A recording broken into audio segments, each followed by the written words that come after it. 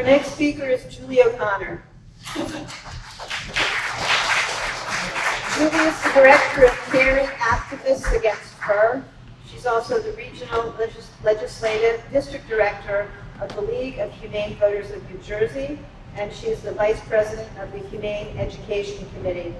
Julie is a very active anti-fur activist in New York and New Jersey, and she recently completed her PhD in education. Welcome, Julie. While we're getting my presentation ready, I'd like to thank Rosa and her organization, the Anti-Fur Society, for today and the invitation to speak here.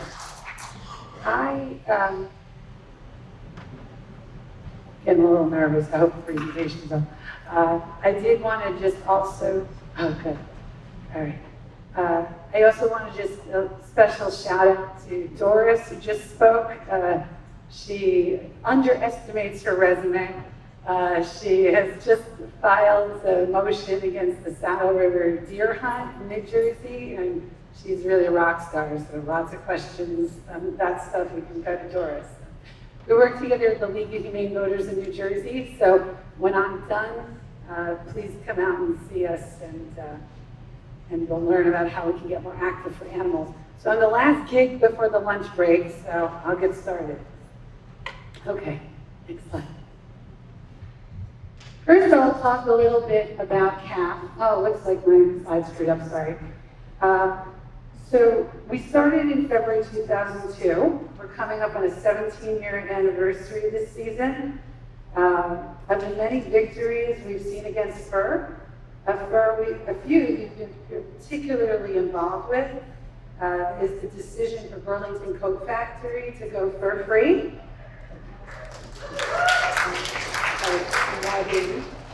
And Lord & Taylor removing its fur salon years back.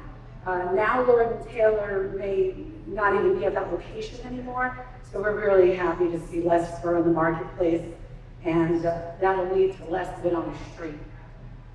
What I have there is some actions you could take, wearing anti-fur messaging, and then as you see in that is a picture of our protests. We have a large video screen at some of them, and I always encourage you to go out and do some fur protesting. So we decided to mix it up a little bit. We started fundraising to place anti-fur billboards in the area, and we find them to be like a 24-hour protest, month-long protest. And I actually get email inquiries. We started this last year. I get email inquiries from people driving by them. So they're working. It's really great. I mean, that on billboard, he's remarkable. He's lovely. And so please visit our GoFundMe link on the website, Shame on Fur. Give you $10, whatever it gets us to get more billboards up through the season. I want to say that as a veteran activist, you know, I attended the first Fur-Free Friday with Trans Species Unlimited in the 1980s. There's a couple of people that go that far back with me. So I know about anti-fur activism, and I'm very excited for the newer actions against Canada Goose, and I think that's a great shot of adrenaline and what things like Rachel was talking about. It's a really, I like the new perspectives and trying to do different things with activism. With London Fashion Week and Burberry is going fur-free, like just a week back, I really think the sky's the limit, so I think we've got to keep it up. So, that picture's supposed to be a little bit down. I think it might be the way it's showing. So the quote says, if you don't have a seat at the table, you're probably on the menu. And that's the theme of my speech today. If you don't have a seat at the table, you're probably on the menu. The problem is that many of you are good activists if you don't have the energy or the interest to also be involved in the political process.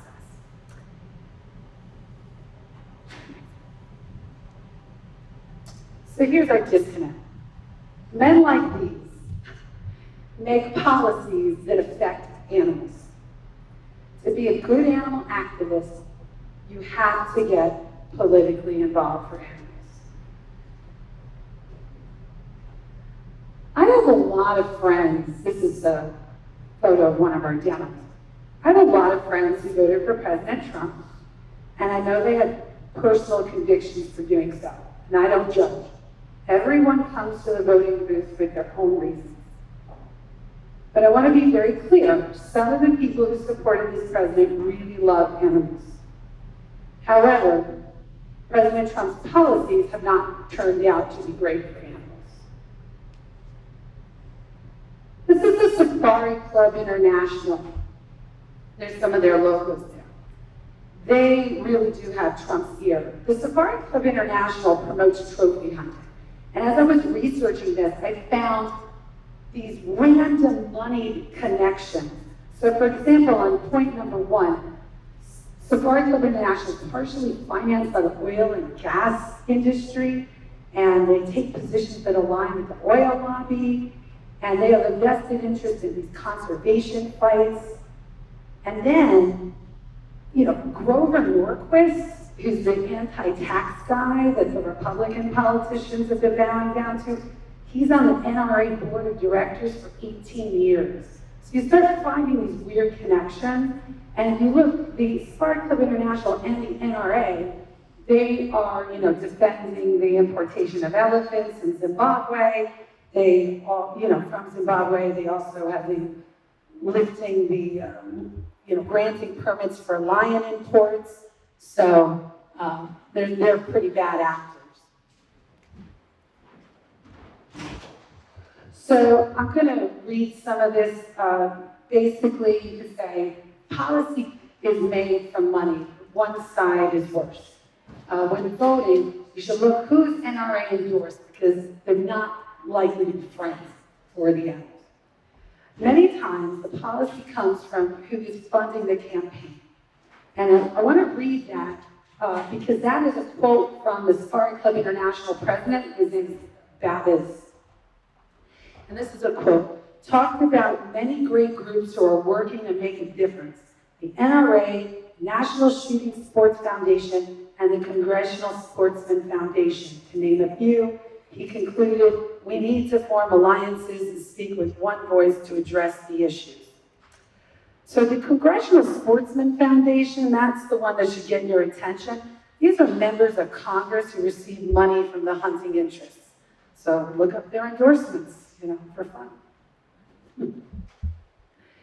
So unfortunately, right now, because we did not fund this presidential campaign or the campaign of those in power in Congress, we don't vote as a powerful bloc with one voice. This administration is currently listening to the other side. I've narrowed this down to 2 main problems for animals currently with regards to federal policy. You might say, well, there's tons more, but there's really 2 that I think are the main takeaways. First problem, Zinke. Okay, Zinke is the Secretary of the Interior. He has ties to hunting groups, oil groups. Just a week ago, this is from the Department of Interior's website, their announcement. Secretary Zinke expands hunting and fishing opportunities at 30 of America's national wildlife refuges. Because without access to our public lands, like national wildlife refuges, many hunters would have nowhere to go, said Secretary Zinke. And there he is next to a dead bear.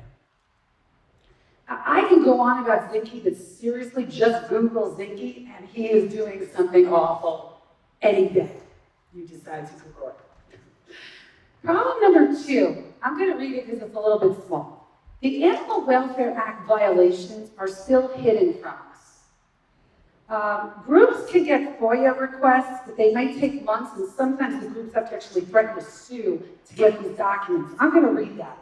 On February 2017, shortly after the new administration took office, the United States Department of Agriculture, without prior notice, removed from its website thousands of Animal Welfare Act and Horse Protection Act inspection and enforcement records.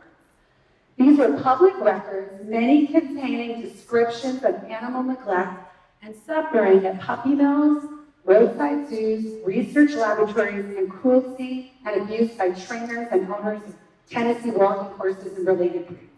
The records have been available to the public in a searchable online database for years, and their removal made it impossible for the public and organizations to learn which facilities were failing to comply with our federal government's animal protection laws.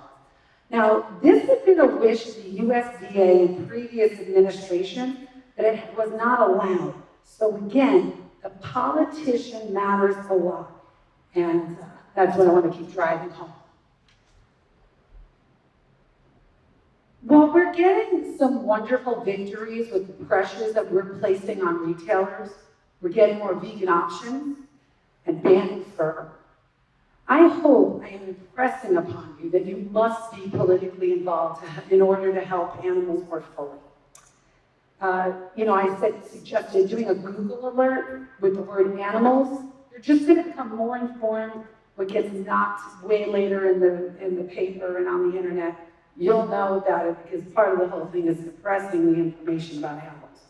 I mean, how many people in this room know about what's going on with pigs during the floods with the North Carolina hurricanes, but people out there probably don't. Also, as you see, I just put up a link with care2.com. It basically has 10 pro-animal bills that are listed on the link. They just come from looking it up on the internet. When you say Google Alert, you can set up a Google Alert for Yeah, there's an option. Thanks for asking. So if you go to Google, there's a thing about putting an alert. Let's say your particular interest is horses. You just want to follow everything with the news that's going to be happening with horses, any sort of thing you should write about, a public comment period. You can even just put in horses. So you'll get that in your feed. Thank you. And by the way, just the reason I mentioned about oil and gas, other than the fact that drilling obviously harms animals, there's a big connection between horses in our wild area and then the fact that trying to eradicate them because they want more access to those lands. So it's all connected. Right? Very that model. Okay.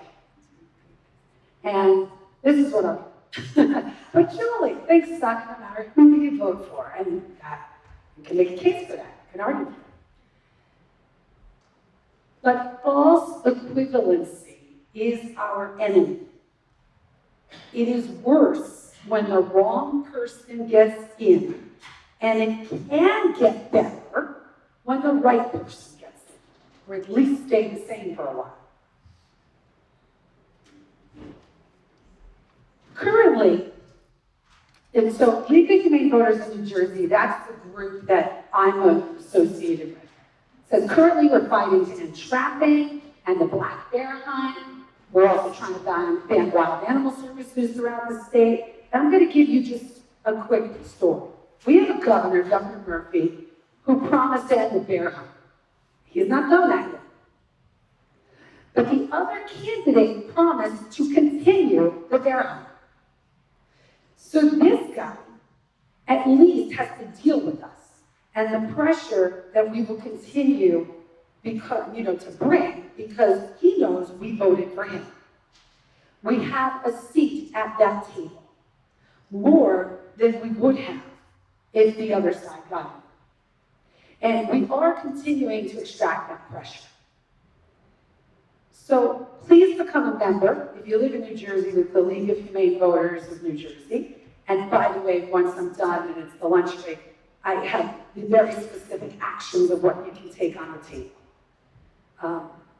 Okay, and if you live in New York, the next slide, these are two groups. There's the League of Humane Voters of New York, and there's also the Voters for Animal Rights, vfar.org and LOHD and Y.org. Those are, at any given time, you're going to see a bill that they're trying to pass. So in conclusion, helping or hurting animals that can be found in both parties. But at this point in history, Republicans tend to be worse for animals on a national level. It's not always true in local politics, actually. We have some pretty bad local Democrats that you can find that are bad for animals. But nationally, this is where we're at. But that's why we have to organize and become informed voters, and luckily we have those groups that can help us. Vote for animals and become active for animals, because the protests and the politics, it goes hand in hand. And my last bullet should say, all the protests in the world don't matter unless you have a seat at the table. So I would like to have you take your votes responsibly and follow up on the political actions you learn about today, whether it be the declawing bill or the bear hunt or the trapping bills, which we're talking about in New Jersey, because the animals are counting on you. Thank you very much.